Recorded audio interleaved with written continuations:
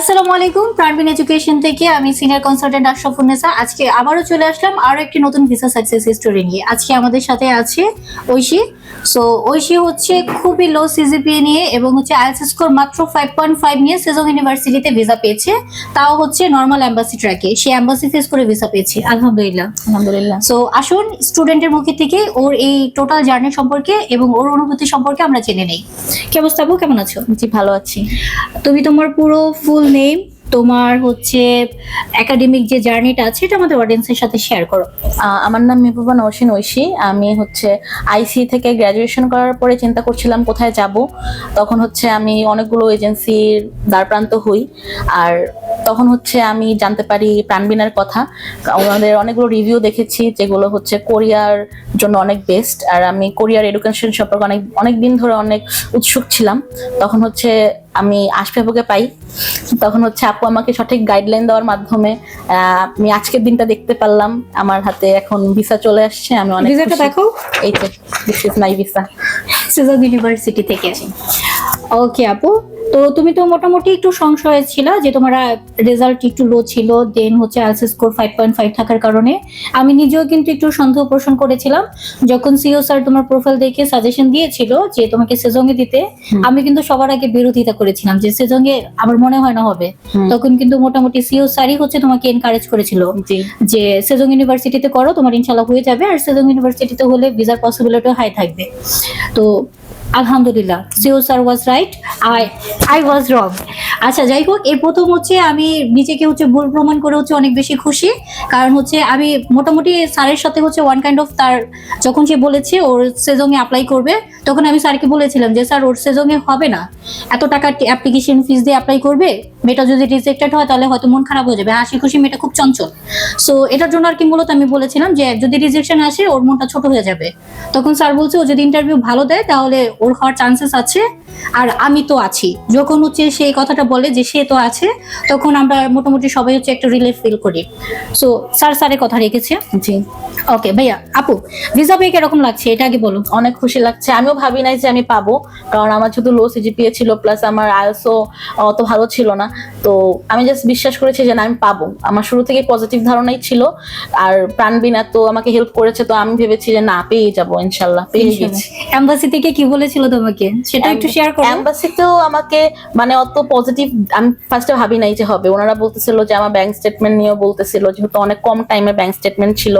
আর ওনারা অত বেশি আমাকে কোশ্চেন করে নাই, জাস্ট ক্যাজুয়াল কোশ্চেনে করেছে। বাট আমি ভাবছিলাম হবে না, বাট তাও আমাকে আসবে অনেক সান্ত্বনা দিয়েছিল যে না, হয়ে যাবে ইনশাল্লাহ হয়ে যাবে। আর হয়ে গেল আলটিমেটলি। ব্যাংক নিয়ে পারে নাই। ওকে এমবাসি থেকে ডিরেক্টলি বলেছিল যে তোমার মেবি 2 মাসের ব্যাংক ছিল, রাইট? হ্যাঁ, 2 মাসের ব্যাংক। 2 মাসের ব্যাংক, এত আমাদের তো 6 মাসের রিকমেন্ড, তুমি 2 মাসের ব্যাংক, এটা উচিত হয় না তোমার। ওকে ডিরেক্টলি এভাবে বলেছে, এবং ও বাইরে এসে মোটামুটি এটা নিয়ে হচ্ছে খুব টেন্স ছিল তখন। যদিও হচ্ছে আমি ওকে সান্ত্বনা দিয়েছি, বাট আমার নিজের মধ্যে একটা দ্বিধাদ্বন্দ্ব কাজ করতেছিল, যেহেতু এমবাসি থেকে ডিরেক্টলি বলেই দিয়েছে যে 2 মাসের ব্যাংক, এটা একটা হচ্ছে রিস্ক জোন। আর ও এসেছে আমাদের কাছে এরকম সময় যখন হচ্ছে আমাদের হাতে টাইম নেই। ও হচ্ছে এমবাসিতে দাঁড়ানোর 2 মাস আগে আমাদের এখানে ফাইল প্রসেস শুরু করেছে। তো দ্যাটস ওয়াই হচ্ছে আমরা ওকে ওরকম ভাবে সময়ও দিতে পারিনি, বা ওর যে ডকুমেন্টস গুলো একটা প্রপার টাইম নিয়ে রেডি করব, সেই সময়টাও আমরা আহমুর ওরকম পাইনি। তারপরেও যে এত শর্ট টাইমের মধ্যে এই মেয়েটাও খুব ছোটাছুটি করেছে, যে এটা ভুল নেই, ওর সাথে হচ্ছে ওর আম্মু আছে। সো একটা হচ্ছে ভালো মা থাকা হচ্ছে এরকম। আন্টি কিন্তু খুবই বেশি হচ্ছে সচেতন, এবং যখন যে ডকুমেন্টসটাই আমার লেগেছে, আমার জাস্ট বলতে দেরি যে আমার এই ডকুমেন্টসটা লাগবে, ইনস্ট্যান্ট ওই ডকুমেন্টসটা রেডি করে দিয়েছে এই শর্ট টাইমের মধ্যে। আমিও মোটামুটি একটা ইয়েতে ছিলাম যে আদৌ ওর ডকুমেন্টসগুলো রেডি হবে কিনা, যেহেতু একদম লাস্ট পর্যায়ে এসে ফাইল প্রসেস করেছে। সো এখন যদি এম্বাসি থেকেও যখন বের হয়েছিল, তো তখন আমি ওকে সান্ত্বনা দিয়েছি, বাট আমার নিজের কাছে একটা ভয় কাজ করতেছিল যে আদৌ হবে কিনা। যেদিন ওর ভিসা হয়েছে সেদিন সকাল হচ্ছে 8:30টার দিকে ওটা আন্ডার রিভিউতে গেছে। আমি ওকে সাথে সাথে ফোন দিয়েছি যে আবু তোমার হয়ে গেছে, আন্ডার রিভিউতে চলে গেছে। তারপর 11টার দিকে ভিসা অ্যাপ্রুভ। সো আলহামদুলিল্লাহ। সো এই যে আপু, আমাদের সাথে তোমার কিন্তু অনেক বেশি মানে চলাচল আহামরি অনেক বেশি হয় নাই। নর্মালি আমাদের স্টুডেন্ট ম্যাক্সিমাম আমাদের সাথে একটা লং টাইম কাজ করে। এরকম অনেক স্টুডেন্ট আছে যে গত বছরে কাজ শুরু করেছে, তারা হচ্ছে তাদের ডকুমেন্টস প্রপার ভাবে রেডি করতে পারেনি, যেটার কারণে হচ্ছে ওরা স্টিল এখন মার্চেন্টের জন্য প্রসেস করতেছে। একটা লং টাইম হচ্ছে তাদের সাথে আমাদের থাকা হয়েছে, বাট তোমার সাথে আমাদের কিন্তু খুবই শর্ট টাইম ছিল। সো এই শর্ট টাইমের মধ্যে তোমার কি কখনো মনে হয়েছে যে আমাদের দ্বারা তোমার হচ্ছে কোনো হচ্ছে তুমি একটা সাপোর্ট চেয়েছো, সেই সাপোর্টটা পাও নাই, বা হচ্ছে তোমার কাছে মনে হচ্ছে যে জিনিসটা খুবই বেশি হ্যাসাল হয়ে যাচ্ছে, এরকম কি কখনো হয়েছে? ওরকম মনে হয়নি, কারণ এবং সেজং ইউনিভার্সিটি যখন আমি অ্যাপ্লাই করি তার মানে ওদিনে ডেডলাইন ছিল, তার একদিন আগে আমরা জানতে পারি যে সেজং এ এখনো টাইম আছে। তো আমরা তৎক্ষণাৎ হচ্ছে যেগুলো ছিল আমাদের হাতে তখন ওগুলো আমরা ডিএচএল করে দিই।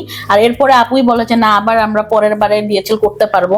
তো এই জন্য হচ্ছে তখনই আমরা খুব তাড়াহুড়া ভাবে করি, আর ভাবি নাই যে হয়েও যাবে। আর এরপরে যা যা ডকুমেন্টস লেগেছে আমাকে আপু একদম একটা লিস্ট দিয়ে দিয়েছিল, আমি ওটা ফলো করে করে আমি জাস্ট আমার ডকুমেন্টস গুলো দিয়েছি আর আপু রেডি করে দিয়েছে। তো ওটা আসলে দুই দিকের থেকেই হয়েছে, আমরাও আপুকে হেল্প করেছি, আপু আমাদেরকে হেল্প করেছে। তো এই জন্য অনেক স্মুথলি, অনেক তাড়াতাড়ি, কোনো হ্যাসেল ছাড়া কাজটা কমপ্লিট হয়েছে। তো এই জন্য আমি অনেক হ্যাপি যে আমার যা লেগেছে জাস্ট ইনস্ট্যান্ট বলেছে, আমিও দিয়ে দিয়েছি। মজার বিষয়, ওর কিন্তু আমরা সার্টিফিকেট ছাড়া অ্যাপ্লাই করেছিলাম। হ্যাঁ, তো আমরা জাস্ট এটা যে হয়েছে এটা ওয়ান কাইন্ড অফ মিরাকেল, এবং হচ্ছে টোটালি অনেকে বলে না যে হচ্ছে ভাগ্য, আসলে হচ্ছে এটাকেই বলে ভাগ্য। তো ও একটা কিন্তু এক্সাম্পল ওটা নিয়ে যে ভাগ্যে থাকলে আসলে অনেক কিছু সম্ভব, লং টাইম শর্ট টাইম কোনো কিছু ম্যাটার করে না, ভাগ্য যদি থাকে অনেক কিছুই করা পসিবল হয়। সো এটার জন্য হচ্ছে আলহামদুলিল্লাহ, এই আলহামদুলিল্লাহর উপর আর কিছু বলা যায় না। সো আপু, এখন তোমার সাথে আমাদের যতদিন কাজ করা হয়েছে, তুমি যখন আসছিলে আমাদের প্রাণবিনে তখন হচ্ছে মোটামুটি তুমি আমাদেরকে শেয়ার করেছিলে যে তুমি অনেকগুলো এজেন্সি ভিজিট করেছো। সো তোমার কাছে কি মনে হয়েছে আদার্স এজেন্সির তুলনায় কি প্রাণবিন তোমাকে, তুমি যে ভরসাটা করেছো প্রাণবিনের থেকে, যে তুমি অনেক ভরসা নিয়ে আমাদের সাথে প্রসেস শুরু করেছিল, সেই ভরসাটা আমরা রাখতে পেরেছি কিনা? অবশ্যই আমি আরো অনেকগুলো এজেন্সি দেখলাম, কিন্তু কোনোটাই আর কি আমার মন মতো হয় নাই, কারণ আমার কিছু কিছু গ্যাপ লেগেছে কথাতে। যখন আবার এখানে আমি 2বার কি 3বার ভিজিটের পরে হচ্ছে আমি কনফার্ম করেছি যে আমি এজেন্সিতে মানে সাথে কাজ করব ওনাদের সাথে। প্রান্ত ভাইয়া ছিল, ওনার কথা শুনলাম, আশফি আপু ছিল, আরো ভাইয়ারা ছিল, ওরা আমাকে মোটিভেট করলো। তো শুনে লাগলো যে না, এটা একটা মানে ফ্যামিলি ফিল, এটা ফ্যামিলি ভাইব দিয়েছে যে না, তারা আমার জন্য কাজ করতে ইচ্ছুক, more then just agency, as a friend, as a family. তো আমার একটা কানেকশন ফিল হয়েছে। তখন হচ্ছে আমি ভাবলাম যে না, এখানেই মন যেহেতু বলতেছে, আমি আবার যেদিকে আমার মন বলে আমি ওদিকেই কাজ করি। ইভেন তো যদি মনে হয় না এটা এত বেশি কাজ করবে না, যেমন সেজংও অ্যাপ্লাই, আমি বলেছি না সেজংই অ্যাপ্লাই করতে হবে। আমি আদার মানে একটা ইউনিভার্সিটি আমি প্ল্যানও করি নাই, জাস্ট আমি এদিকেই ফোকাস ছিলাম।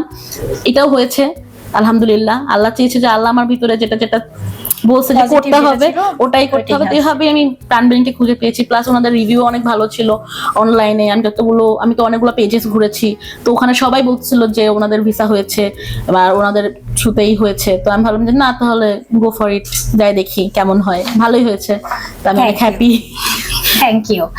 আচ্ছা আপু, পরবর্তীতে যারা আছে, যারা এখনো হায়ার স্টাডির জন্য ভাবছে যে হায়ার স্টাডির জন্য দেশের বাইরে যাবে, অনেকেই হচ্ছে এরকম আছে যে কান্ট্রি সিলেকশন করতে পারে না, অনেকেই আছে এজেন্সি, যে এখন যেহেতু অনেক এজেন্সি, তো প্রাণবিনকে তুমি হচ্ছে রিকমেন্ড করছো কিনা তাদের জন্য? অবশ্যই করছি, কারণ তোমাদের কোনো যদি প্রবলেম থাকে, যারা ফিউচারে যারা ব্যাচেলরে যাবা বা মাস্টার্সে যাবা, তারা হচ্ছে আপুদের সাথে একদম মন খুলে তোমার যত যত ডাউট আছে, ধরো তোমার 100 বারই আস্ক করলো, আপুরা কখনো বিরক্ত হয় না। তারপর বারবার তোমায় ক্ল্যারিফাই করবে, যেটা অন্য এজেন্সি হয়তো করবে না, কারণ তারা হচ্ছে ধোয়ার সাথে রাখতে হয়তো পছন্দ করতে পারে, জানি না আমি সঠিক, বাট আপুরা রাখে না, এতটুকু আমি গ্যারান্টি দিতে পারতেছি। এখানে আমি যা যা কোয়েশ্চেন করেছি আপুরা আমাকে সেইভাবেই অ্যান্সার করেছে, কোনো হিডেন কোনো চার্জেস বা হিডেন কোনো কিছুই রাখে নাই। তো আমি সাজেস্ট করবো যে হ্যাঁ, আপুদের ভাইয়াদের সাথে কাজ করতে পারো অবশ্যই। Thank you so much for your recommendation. So viewers, আপনারা যারা হচ্ছে এতক্ষণ আমাদের সাথে ছিলেন, ঐশীর মুখের থেকে হচ্ছে ওর টোটাল জার্নিটা সম্পর্কে জেনেছেন। সো ও আলহামদুলিল্লাহ সাকসেসফুল হতে পেরেছে প্রাণবিনের হাত ধরে। সো আপনিও যদি চান যে আপনিও সাকসেসফুল ভাবে আপনি আপনার স্টোরি আমাদের পাশে বসে শেয়ার করবেন, তাহলে এখনই চলে আসবেন প্রাণবিন এডুকেশনে। আবারও দেখা হবে আপনাদের সাথে নতুন আরেকটি ভিসা সাকসেস স্টোরি নিয়ে।